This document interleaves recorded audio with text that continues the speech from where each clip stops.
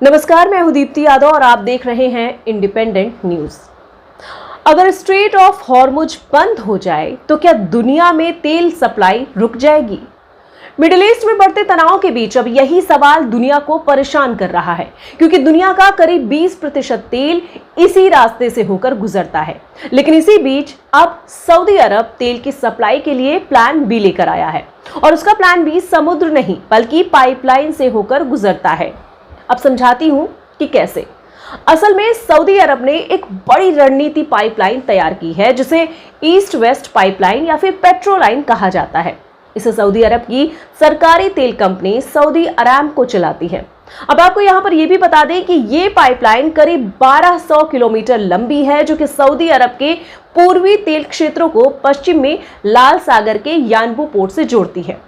यानी अगर हॉर्मुज से खतरा बढ़ता है तो फिर तेल सीधे पाइपलाइन से लाल सागर पर पहुंच जाएगा और वहां से जहाजों के जरिए पूरी दुनिया में सप्लाई इसकी की जा सकेगी। मतलब साफ है कि हॉर्मुज को पूरी तरह बाईपास किया जा सकता है। इस पाइपलाइन की क्षमता करीब 70 लाख बैरल तेल प्रतिदिन तक मानी जाती है। यानी सऊदी अरब अपने तेल का बड़ा हिस्सा बिना हॉर्मुज के दुनिया तक पहुंचा सकता है। लेकिन कहानी यहीं पर खत्म नहीं होती है। ये प्लान असल में जितना सीधा और सच्चा आसान लग रहा है नहीं उतना। बहुत सारी चुनौतियां हैं। 2 चुनौतियां हैं, जिनमें पहली चुनौती है सीमित क्षमता। हॉर्मुज से रोज करीब 2 करोड़ बैरल तेल गुजरता है, जबकि ये पाइपलाइन से ज्यादा करीब 7 मिलियन बैरल ही संभव है।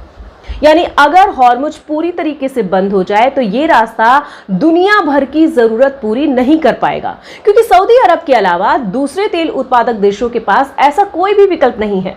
इराक और कुवैत जैसे देशों को अब भी हॉर्मुज पर निर्भर रहना पड़ता है। अब अगली चुनौती है इसका नया समुद्री रास्ता होना।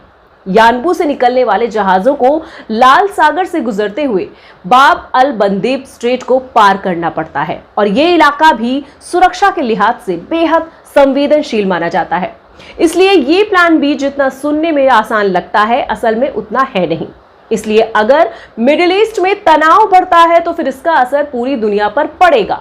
तेल की कीमत बढ़ जाएगी, शिपिंग भी महंगी हो सकती है, और कई सबसे अहम देशों की अर्थव्यवस्था पर दबाव पड़ सकता है, क्योंकि भारत, चाइना और जापान जैसे देश अब भी खाड़ी के तेल पर काफी हद तक ही निर्भर हैं। यानी सऊदी अरब ने अपना प्लान भी जरूर तैयार कर लिया है, लेकिन सच्चाई यही है कि आज भी दुनिया के पास स्ट्रेट ऑफ हॉर्मुज का पूरा विकल्प मौजूद नहीं है, और इसलिए दुनिया की नजर अब भी इस छोटे से समुद्री रास्ते पर टिकी हुई है। अब देखना यह है कि क्या तनाव कम होगा या फिर दुनिया नए तेल संकट की तरफ बढ़ती जा रही है। अगर आपको ऐसे ही आसान और डीप एक्सप्लेनर पसंद आते हैं तो फिर हमारा ये वीडियो लाइक करें, चैनल को सब्सक्राइब करें और साथ ही बेल आइकन जरूर दबाएं, ताकि इस तरीके की और वीडियोस को सबसे पहले हम आप तक पहुंचाएं। मैं मिलूंगी आपसे अगले एक्सप्लेनर में। तब तक की नमस्कार, जय हिंद।